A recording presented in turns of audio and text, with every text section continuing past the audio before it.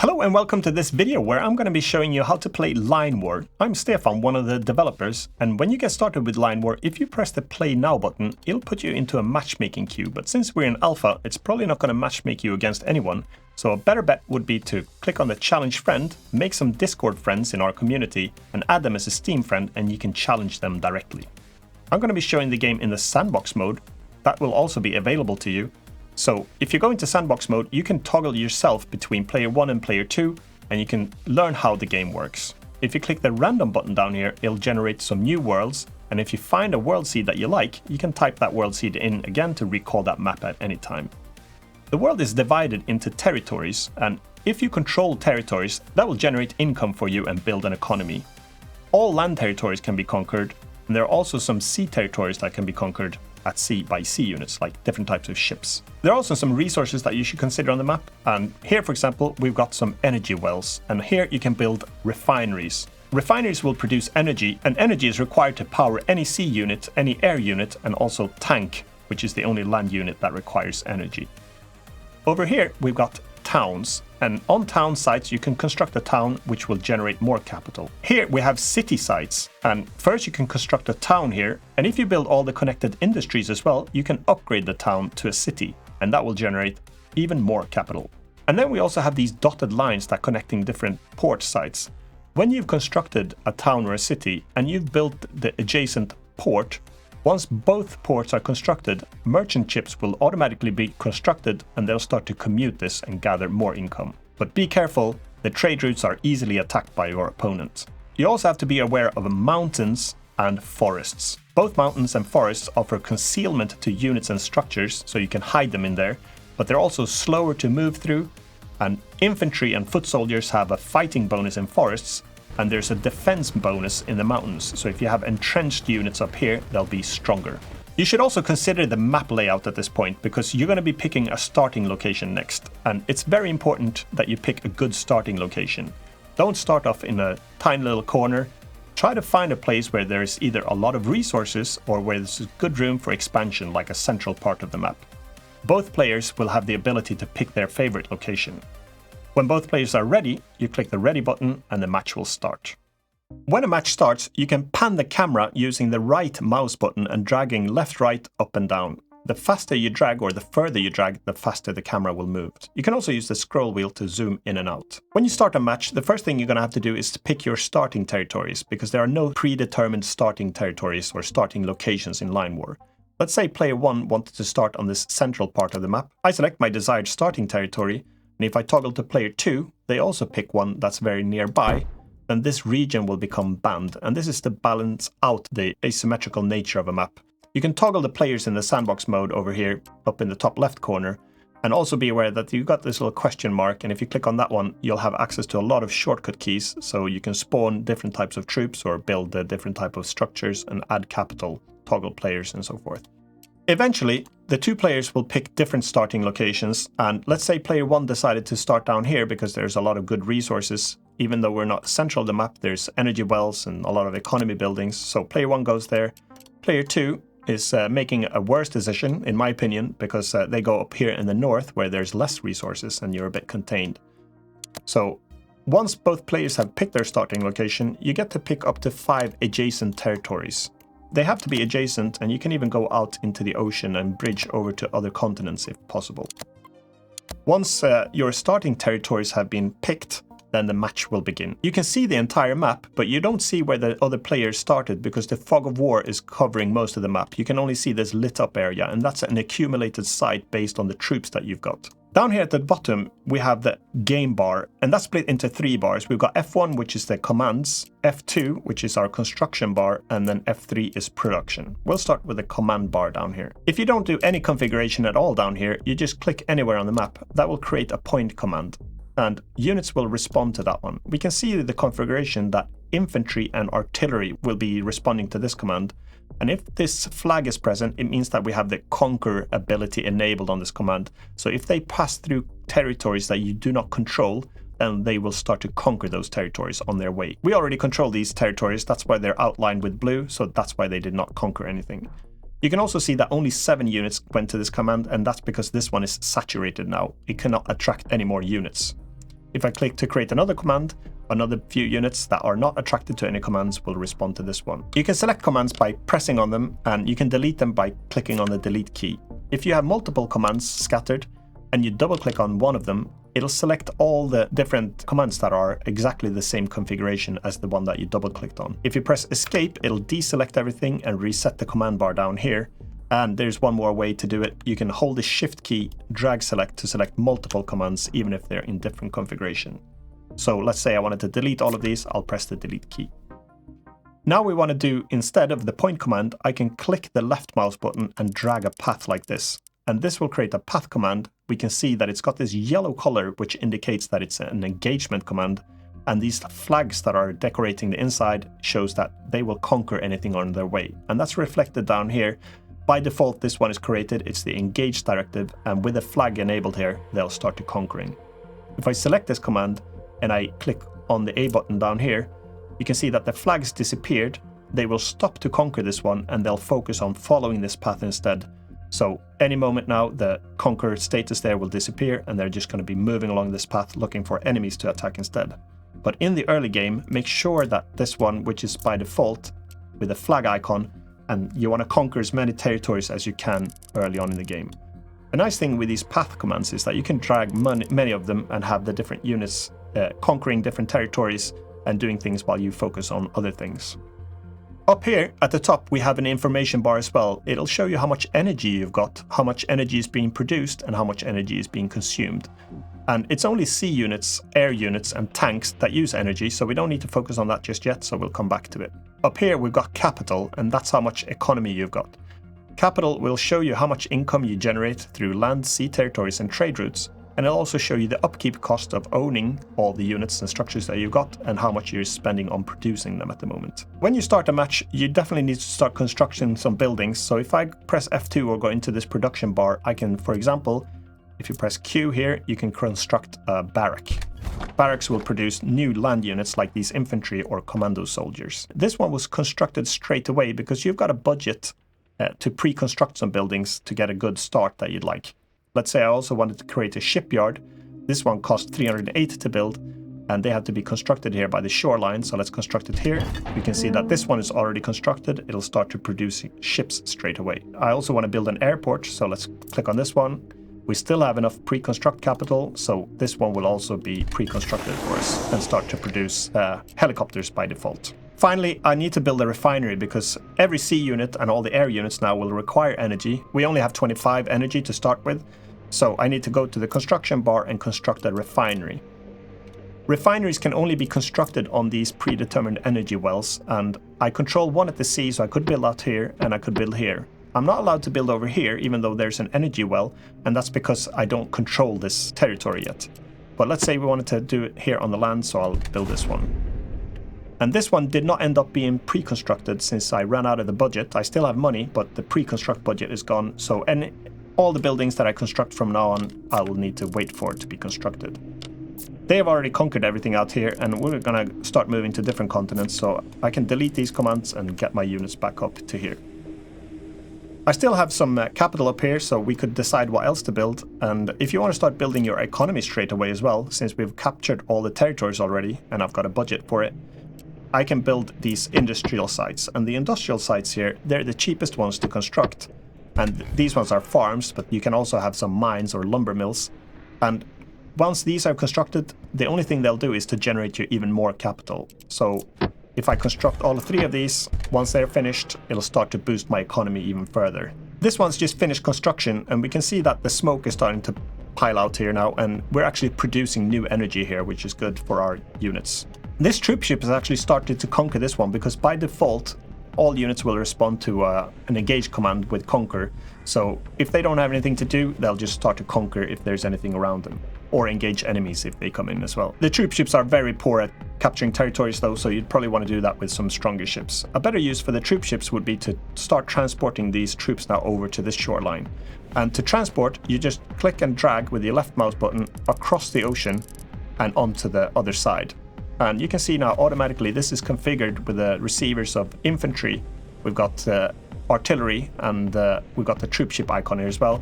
So by default now then, these troop ships or the landing craft will collect these infantrymen and then send them over to the other shore. And we're still on the engage command, so they'll start to conquer this region over here. Meanwhile, player 2 would have probably not been idle. He probably would have captured their territories. Let's do some construction here as well, so we can get something to fight against later on. Let's say they had a shipyard here. They decided to build an airport here. When you construct the airport, if you zoom out, you can see that you can actually see the different ranges, and I'll show you a little bit more about what these mean when we control the aircraft later on. And instead of producing troop ships here, we'll add some more, so we'll come back to this one in a moment. Since these commands stay here, they're just going to keep sending troops over, and if I already drag out some conquering commands out here, they'll disembark over here and then just start capturing all the territories. Now I don't want to produce any more landing craft, so if I click on a producing building like this shipyard, I can decide what it should produce. If I click on V on the keyboard, or I'll just click on this icon down here, then it'll disable the troop ships or the landing crafts, and I can start to produce either destroyers, I can produce some missile ships and cruisers instead. So we're going to have some fighting ships. And if I also click on this airport, I can decide I don't want to produce any more helicopters. I want interceptors, which is good against other aircraft, or I want a striker that's good against ground units. I can even produce bombers here or transport jets to do some paratroop drops later on. You want to press escape frequently and a lot. If you press escape, it'll clear everything that you've got selected down in the command bar, and it'll bring you back to this command bar. Another building you can construct once you've maybe gained footholding on a new continent like this. Once you've captured the territory, I could produce a factory over here. And factories, if I click on them, once this one's finished building, I can produce artillery by default, or I can also add tanks and SAM, surface-to-air missiles, to get some air defenses going. If I click on this command, I'll delete it, I'll drag a new one to over here, then they'll start to move the troops over here, and I can already prepare here by drawing a path command. And I can even create more commands here and start to conquer different islands like this. So the nice thing, and if I hold the right mouse button, I can actually pan while I create those commands as well, which is why that panning method is useful. This destroyer that was constructed here is not responding to these commands because I only have the landing craft selected for this one. So this one is starting to act on its engage command, and it'll start to conquer these territories as well, so you can gather more capital. If we hover up here again now, we can see that we're producing some energy, and we're also having a bigger income now generated by land territories. This refinery is no longer producing any smoke, and you can see this yellow cylinder here. That means because it's actually produced all the energy that it's capable of producing, so it's capped out here. If I create another refinery over here at sea, since I'm controlling this one too, once this one's finished, it'll start to generate some more income, and we can reach a total of 60. So that's how much storage you can have. And when this one's finished constructing, it'll start to fill that one up too. You can construct these depots. So if I click on this one, K by default, and let's say I've constructed a depot here, and then I can select this one, hold the control key and select the depot. And if I press K or click this link pipeline here, it'll connect these two. And once this depot is finished constructing, it'll start to pump over some of the energy here and start to fill this one up. And the depots can store a lot more energy, so this is going to be a good reserve if your enemy knocks out your refineries. I should also mention that if you don't have access to an energy well, you could actually create these power plants too. But remember, they'll cost the same amount as a refinery, but they'll only produce half the amount of energy, so they're less efficient. A benefit, however, with the power plant is that they can be placed anywhere on the map, anywhere on land that is, and it actually has a bit of a stealth profile, so they're a bit more difficult to spot than a refinery would be. And instead of linking straightly to a depot, you can actually link these together. So if I control key, you can actually connect up to two instances together. So I can connect this power plant to the refinery, it'll pump any energy over here, and that one will send it over to the depot. And you can directly connect up to 4 directly into a depot like this. We've got a lot of money here, so let's go into the construction bar. We might as well create a town, so let's build a town right here on this town site, and we can build a town site down here as well. This is a city site, so we can upgrade this later on to a city if we want. But once these are finished, we can actually start to construct the ports here as well, so we can have some trade routes going. We've conquered some stuff here. The tank is not responding to this command, and that's because we need to configure our command bar to say what type of unit should be listening to it. And down here at the bottom, we'll revisit this command bar. you can either draw a command first and change its configuration. So if I select this command, you can add tanks to it. Now you'll see that the tank responds, but the SAM is not. By default, SAM are not responding to the commands because usually you want to place them a little bit in good defensive positions. But if I do enable SAM on this command, indicated by this icon here as well, it'll start to respond and move accordingly to this command here as well. If I wanted to produce even more units out here, I could probably construct another factory and another barrack here. And I could either go for something like a sub-pen to start producing some submarines, and let's produce one more shipyard. And let's change the configuration of this shipyard to produce a cruiser. Player 2, meanwhile, is not getting much done. It gives me an opportunity to show some different command types here. We've showed the point command and the path command, but you also have W here, which is line command. And if let's see here, let's just draw a command like this. By default, the C units will respond to this one, not the troop ship, because you usually want to control them with separate commands. And since we've got different C units here produced, they're going to be coming out to this command and just wait for any enemy to come around. Once we have a few units, instead of leaving them scattered like this, if I delete a few of these commands now and press escape, and I can either press W or go to this line command. And down here, instead of having the engage command, which is the only one we've used so far, we can click on the defense directive. And line commands are the only ones that can have this defense directive. And now I'm allowed to draw this black line here.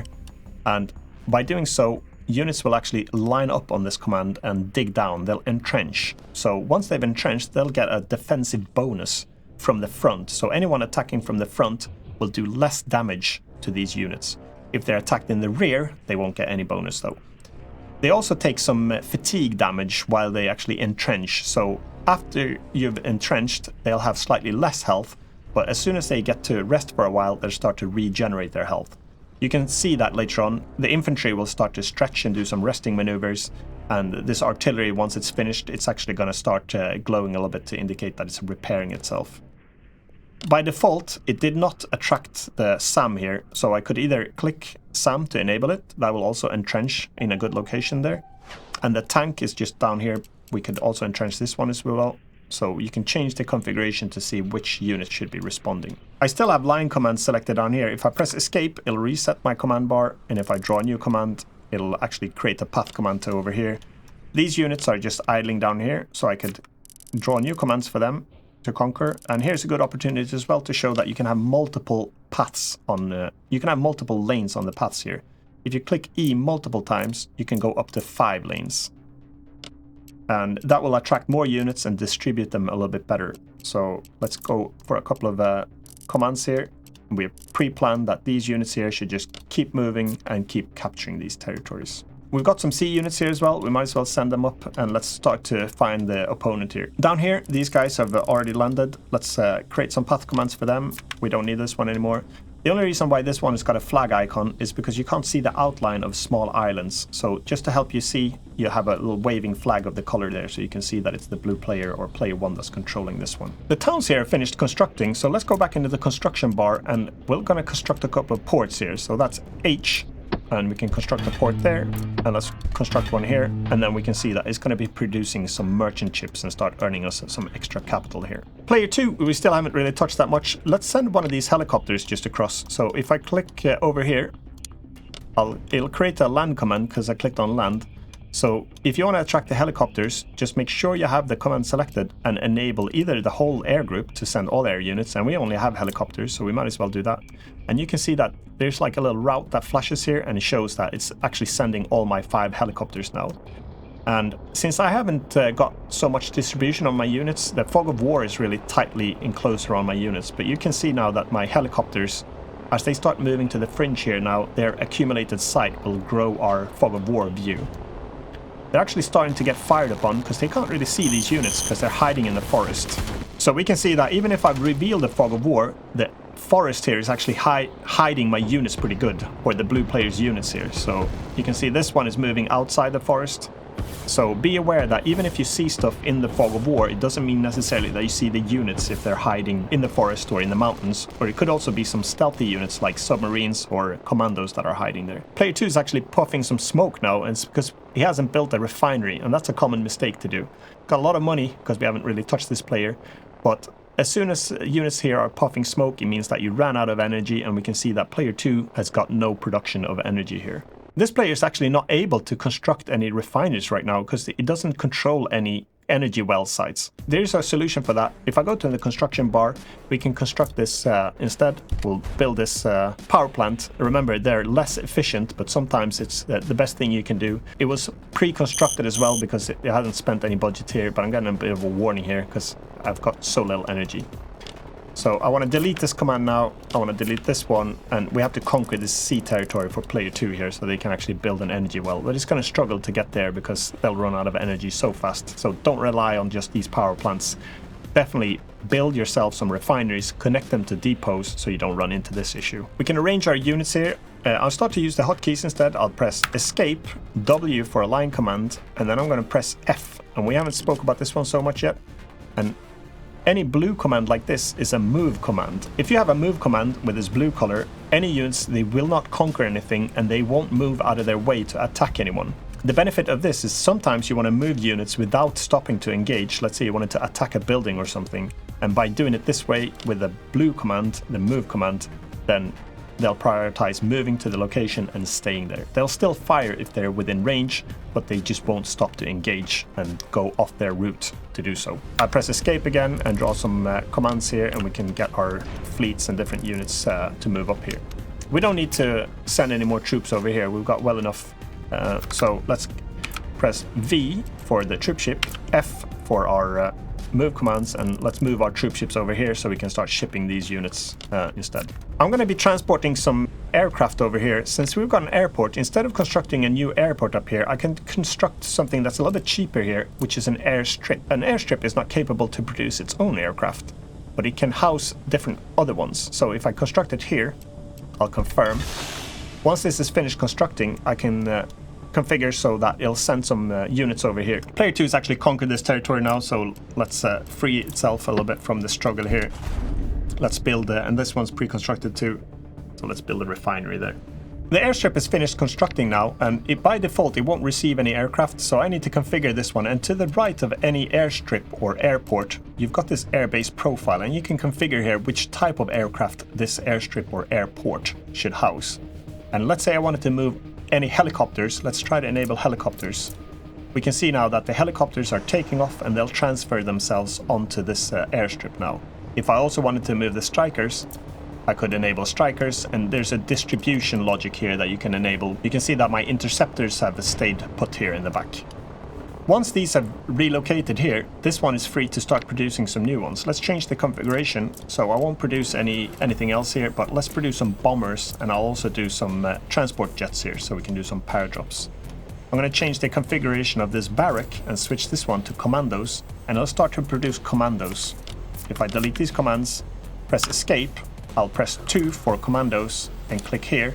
Then any commandos that are produced here now are going to be walking over to this command and gathered by the airport. So once I've got my transport jets, I'll be able to do some paradrops. Let's do some attacking now. So I'm going to delete these commands, press escape, and by default I'll just drag my paths in here. Let's get our troop ships. I want to bring them over here. I'll take away my defense line. I don't need that anymore. Player 2, meanwhile, is probably going to try to defend itself. It'll send up its helicopters. It'll send its ships over here. So it'll create commands here to defend itself.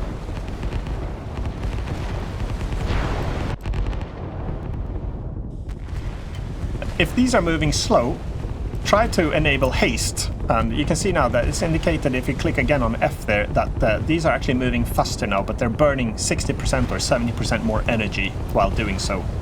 But it's a good way, if you have the energy available, which you've got, you can actually move your units faster.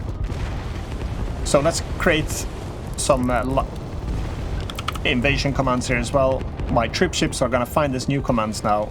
All of these will start to get attracted by these.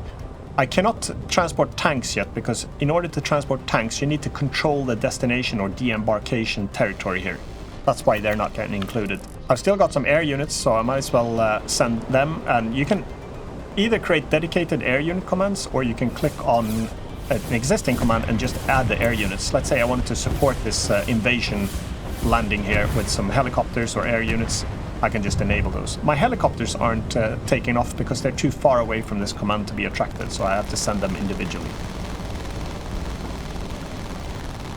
When you click on an airport, you can see these different range discs. The green one is how far helicopters can travel, the blue one is how far interceptors and strikers can go, and the red one is how far bombers and transport jets can go.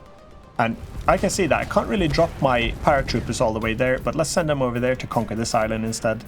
To do a paradrop, press escape to clear the configuration bar, select the transport jet and select the commando. And now we prep the command, so if I click over here within the range of that disc, you can see that they're actually going to be boarding automatically now. These two paratroopers, or the two commandos, will get on board this transport jet and it'll send them over here and drop them.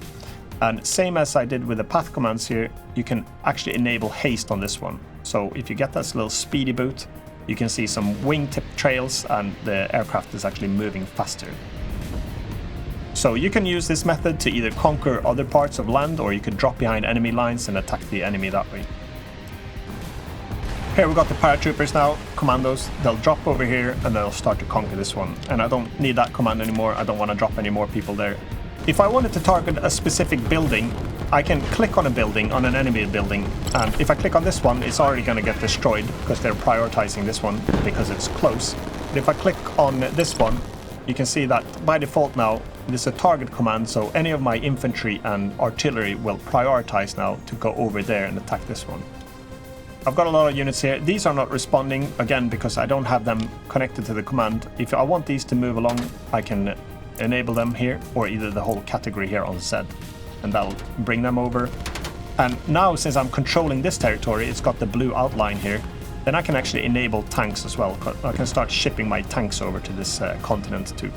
So there we have the basics of how to play Line War. I hope you enjoy matches and keep a lookout for some new videos, because we'll add some more advanced techniques on how to do strategically and how to do some tips and tricks when you do troop movements. A player will lose once the final building is broken. If I reconstruct something here, so if player 1 would have destroyed all the buildings, it would have been game over. But when you realize that you're going to lose, don't drag it out more than necessary. You can end the game by pressing F10 and clicking on Resign. That means good game. And you get some statistics here at the end screen as well. You can see how much was produced, what the economy was like, units constructed, destroyed, structures constructed and lost, and get some basic details about the game.